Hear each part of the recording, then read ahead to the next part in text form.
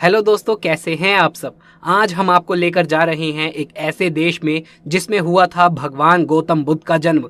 ये दुनिया का एकमात्र ऐसा देश है जहां कुंवारी लड़कियों की देवी की तरह पूजा की जाती है। यहाँ लड़कियों को ऐसी ऐसी चीज़ों की आज़ादी है जो सुनोगे तो होश उड़ जाएंगे। इसी के साथ ही इस देश में मौजूद है दुनिया की सबसे ऊंची पर्वत श्रृंखला। आपको ये जानकर हैरानी होगी, ये देश आज तक किसी भी देश का गुलाम नहीं बना, जिसकी वजह से यहाँ स्वतंत्र दिवस भी नहीं मनाया जाता। और भी ऐसी सैकड़ों रहस्य और प्राकृतिक सुंदरता को अपने अंदर समेटे हुए है हमारा पड़ोसी देश नेपाल। जी हाँ, आज हम बात करेंगे अपने पड़ोसी देश नेपाल की, जो अपने अजीबोगरीब परंपरा के लिए जाना जाता है, जिनके बारे में आज से पहले आपने कभी भी नहीं सुना होगा।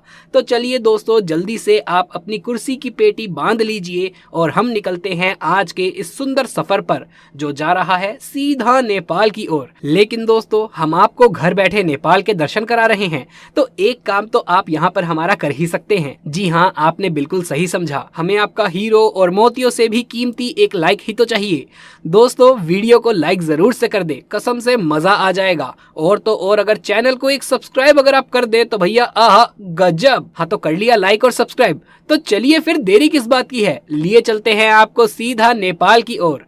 दोस्तों, नेपाल जो बहुत ही खूबसूरत देश है, जिसके उत्तर में तिब्बत है और दक्षिण पूर्व पश्चिम में हमारा खूबसूरत देश भारत। जी हाँ दोस्तों, ये एक हिंदू धर्म वाला देश है। नेपाल विश्व के प्रतिशत के आधार पर सबसे बड़ा हिंदू राष्ट्र है। दोस्तों, नेपाल की लैंग्वेज नेपाली है और यहाँ के लोगों को भी नेपाली कहा जाता है और यहाँ की मुद्रा भी नेपाली है, मतलब सब चीज नेपाली है।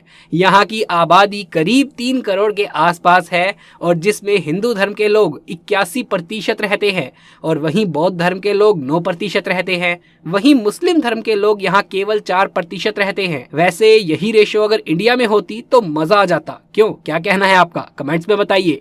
लेकिन खैर चलिए फिलहाल आगे बढ़ते हैं। दोस्तों, नेपाल की राजधानी काठमांडू है, जो बेहद ही खूबसूरत है, जिसमें आपको दरबार स्क्वायर, बुद्धनाथ स्तूप और पशुपतिनाथ जैसे कई यूनेस्को विश्व धरोहर और स्थल आपको देखने को मिल जाएंगे, जिन्हें देखने के लिए लोग दूर दूर से आते हैं, और वो भी बिना किसी वीजा या पासपोर्ट के।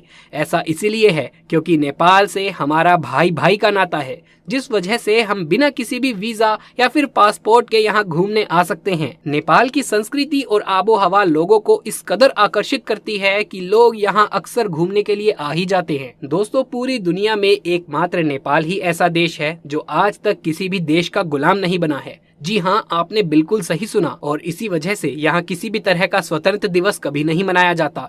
ये बात अलग है कि नेपाल पर कई सालों तक राजाओं ने राज्य किया, लेकिन वो भी 2008 तक ही था। उसके बाद ये देश भी राजाओं के शासनकाल से आजाद हो गया। दोस्तों, नेपाल एक ऐसा देश है जहाँ पर कई पर्वत हैं और कई पर्वतों की चोटियाँ हैं जो अपने आप में खास है। आपको जानकर हैरानी होगी कि पूरे विश्व की 10 चोटियों में से 8 तो नेपाल में ही हैं, और सबसे ऊंचा माउंट एवरेस्ट भी यहीं पर है, जहां पर लोग माउंटिंग करने आते हैं। दोस्तों, शायद आप इस बात पर विश्वास नहीं करेंगे कि नेपाल की महिलाएं एक साथ कई पुरुषों के साथ विवाह कर सकती हैं। जी हाँ, आपने बिल्कुल सही सुना।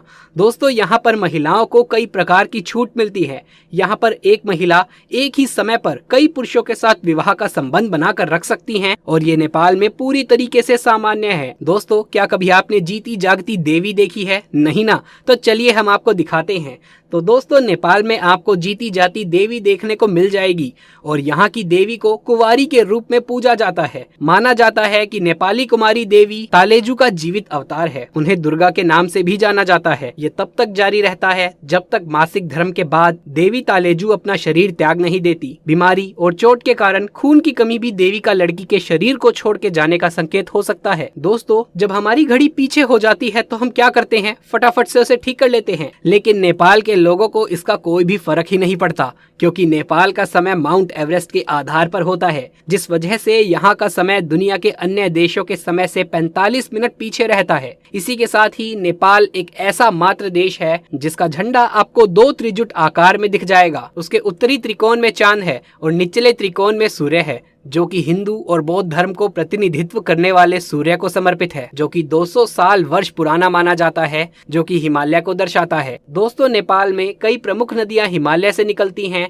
और घाटियों और मैदानों से होकर नेपाल को पार करती हुई बहती हैं। नंबर 1 कोशी, नंबर 2 गंडकी और लास्ट है कर्णाली। ये नदियां न केवल देश की भौगोलिक विविधता में योगदान देती हैं, बल्कि राफ्टिंग और कयाकिंग जैसी जल आधारित गतिविधियों के लिए अवसर भी प्रदान करती हैं। दोस्तों, नेपाल अपने सांस्कृतिक और रंग बिरंगे त्योहारों के लिए जाना जाता है, जिसमें दशई नेपाल में सबसे बड़ा और सबसे व्यापक रूप में मनाया जाने वाला त्योहार है। ये त्योहार 15 दिनों तक चलने वाला त्योहार है, जो कि बुराई पर अच्छाई की जीत का प्रतीक है, जिसमें माता दुर्गा की पूजा की जाती है। और नेपाल में त्योहार भी मनाया जाता है, जिसे रोशनी के त्योहार यानी कि दिवाली के रूप में मनाया जाता है।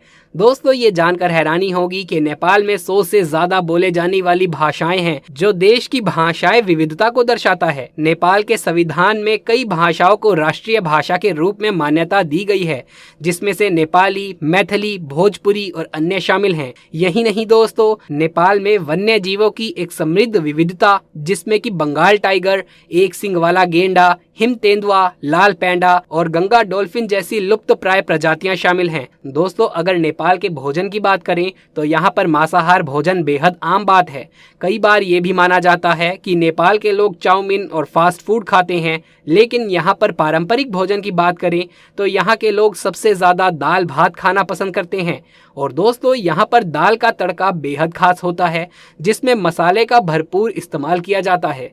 दोस्तों, नेपाल में बहुत सारी ऐसी प्रमुख प्लेसेस है जहां आपको घूमने के लिए बहुत सारी जगह मिल जाएंगी, जो अपने आप में बहुत बड़ा इतिहास समेटे हुए हैं। इस शहर में 7 यूनेस्को वर्ल्ड हेरिटेज साइट शामिल हैं और यहां पर आप झीलों का आनंद ले सकते हैं, जो कि बहुत ही खूबसूरत होती हैं। मुक्तिनाथ। दोस्तों, मुक्तिनाथ मंदिर नेपाल दर्शन स्थल का एक और देखने लायक स्थल है। मुक्तिनाथ घाटी में ये मंदिर स्थित है। ये मंदिर भगवान विष्णु को समर्पित है और इस मंदिर में शालिग्राम शिला या शालिग्राम पत्थर की पूजा की जाती है।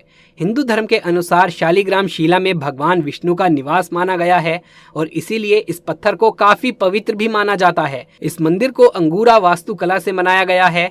वहीं ये मंदिर हिमालय में 3700 मीटर से भी ज्यादा ऊंचाई पर मौजूद है, जिस वजह से इस मंदिर के आसपास काफी प्राकृतिक सुंदरता देखने को मिल जाएगी। यहाँ की तीर्थ यात्रा करना थोड़ा मुश्किल जरूर है, क्योंकि इस क्षेत्र की यात्रा में हिमालय क्षेत्र की बड़ी पर्वत श्रृंखलाओं को पार करना पड़ता है। दोस्तों, आपने पशुपतिनाथ मंदिर के बारे में तो सुना ही होगा, जिसे नेपाल की शान माना जाता है और यहाँ पर दर्शन करने के लिए हर साल लाखों की संख्या में सैलानी आते हैं। ये भगवान शिव के 8 प्रमुख धामों में से एक माना गया है।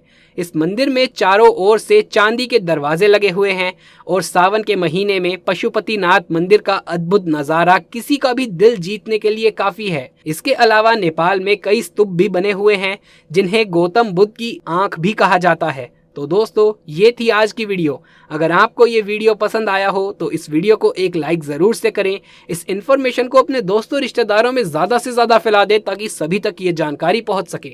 आगे भी ऐसे वीडियोस देखते रहने के लिए चैनल को सब्सक्राइब जरूर से कर लें। जल्द मुलाकात होगी अगली वीडियो में। तब तक के लिए आप सभी का धन्यवाद। जय हिंद, जय भारत, जय श्री राम, हर हर महादेव।